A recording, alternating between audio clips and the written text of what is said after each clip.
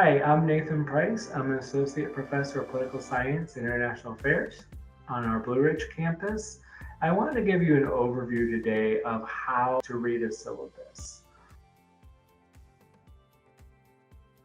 So when you pull up your document, you'll notice at the top of the page, there should be contact information about how you can reach out to your professor, as well as information about their office hours. And this is where you can go meet with your professor during these times to discuss the course, to discuss making up assignments, talk about content, whatever it is.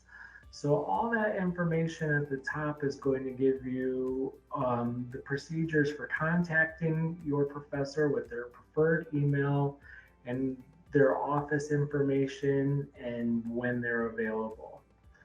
Scrolling down, you'll see that there's always an overview of the course.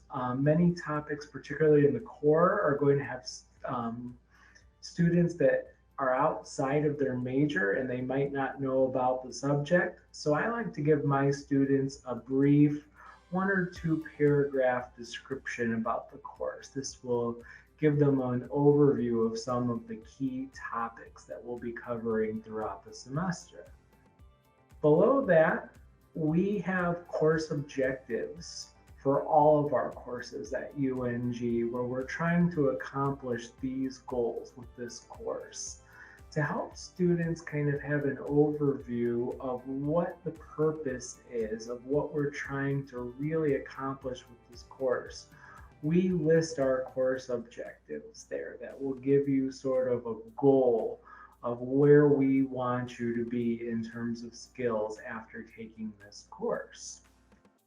Now, after that, I start getting into stuff that's going to be really important for students. Students always want to know how they can be successful in this course.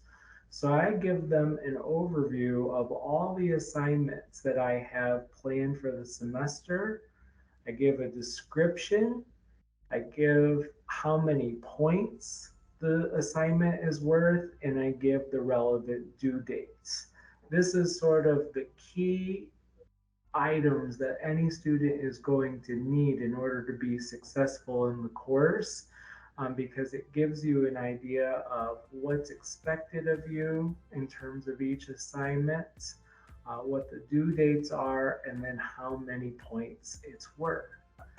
You can see here for my readings journal assignment, I drop the lowest score. So I make that very clear to students up front that each readings journal is worth 40 points. They have 6 possible throughout the semester, but I drop the lowest one. So even with the student skipping one, they still can get a full credit on the readings journals. After that, the professor is going to usually show their grade scale for the course. The one that I have here is the standard grade scale for UNG. It is worth noting that some professors may do a slightly different grade scale, so you'll need to know that. I also give students an idea of my grading policies. I think this is important so students have an idea of what things I'm looking for when grading. And usually these are some things that you can talk about more with your professor as the semester goes on, particularly when you've seen that person grade one assignment. Next up is I give an overview of the textbook information. You can see that this particular class that I teach at UNG uses textbooks that are actually free to the students. So I've linked the students to the PDF document for those textbooks. And then there is a third book there that I've got the information that the students will need when they go to purchase that book. After that, I like to make the students aware of our policy regarding accessibility service and to let them know if they require any accommodation in order to be successful, how to reach out to me and who to contact at accessibility service in order to secure accommodations that can help the student be successful. A really big issue the last few years on college campuses has been academic integrity. And so most instructors are going to have a policy on plagiarism and what would happen if a student gets caught plagiarizing an assignment or a test. And I'll tell you that if there would be an issue in regards to plagiarism, whatever punishment that is determined the syllabus laid out in the syllabus will be the punishment that the student will incur.